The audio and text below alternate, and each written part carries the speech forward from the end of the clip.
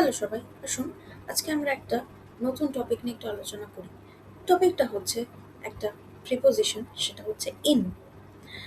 In একটা preposition, এবার কথাটার মানেটা হচ্ছে ভিতরে। আচ্ছা, এবারে ইন কথাটার মানেটা কি? ইন কথাটার মানেটা হচ্ছে, ধরুন আমি বললাম যে দে আর ইন।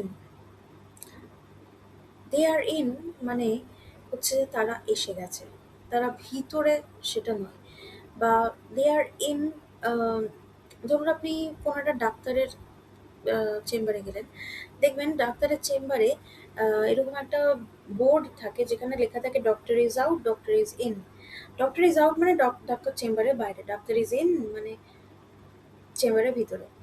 ধরুন আপনারা কোথাও একটা, বন্ধুরা মিলে কোথাও একটা কিছু একটা প্ল্যান করছে, যে বললেন যে আচ্ছা চল আজকে তোরা গোল পার্কের ওখানে যাবি। তখন সবাই মিলে বললেন যে হ্যাঁ হ্যাঁ হ্যাঁ, যাবো যাবো যাবো। তখন আপনারা বললেন যে it is great, I am also in, মানে আমিও যাব, রাইট? আচ্ছা, তারপরে হচ্ছে যে ধরুন আপনি বললেন যে হোয়াটস ইন দ্য ব্যাগ, মানে ব্যাগটার ভিতরে কি আছে। আবার ইন আরও হচ্ছে যে পুট ইট ইন। ধরুন আহ, আপনাকে কেউ বললো যে আপনি আপনার মোবাইল ফোনটা ব্যাগের বাইরে কেন রেখেছেন, put the mobile phone in your bag, ব্যাগের ভিতরে রাখুন। ঠিক আছে, নেক্সট হচ্ছে আপনি বললেন যে why do you have the charger in the bag, mobile ফোনের চার্জারটা ব্যাগের ভিতরে কেন, এটা তো অন্য লাগেজে থাকা উচিত। আবার আপনি বললেন যে why do you have the card in the purse, কার্ডটাকে পার্সের মধ্যে কেন রাখছেন। আচ্ছা, আবার আপনি ধরুন বললেন যে হোয়াই ডু ইউ হ্যাভ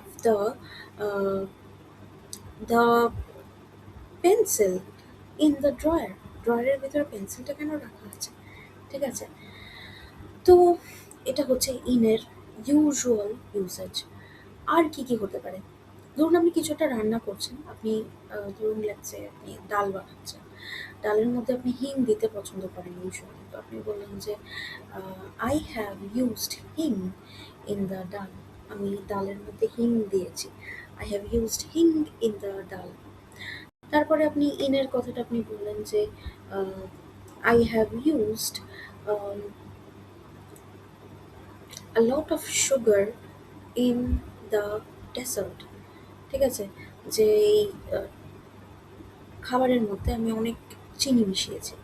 তারপরে আপনি বলতে পারেন যে I have used a lot of flowers in the decoration, ডেকোরেশনে আমি অনেক ফুল ইউজ করেছি।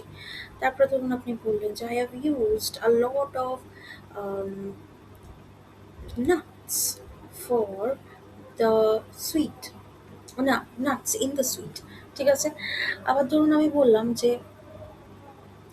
আপনার ধরুন কোনো বান্ধবী আছে যে সিম্পল কথা বলতেই ভয় পায়, তো আপনি তাকে বললেন যে তুই সবসময় এত ভীতু কেন রে। তখন আপনি বললেন যে there is nothing scary in this, there is nothing scary in this, এখানে ভয় পাওয়ার কিচ্ছু নেই, সব কিছুই ঠিকই আছে।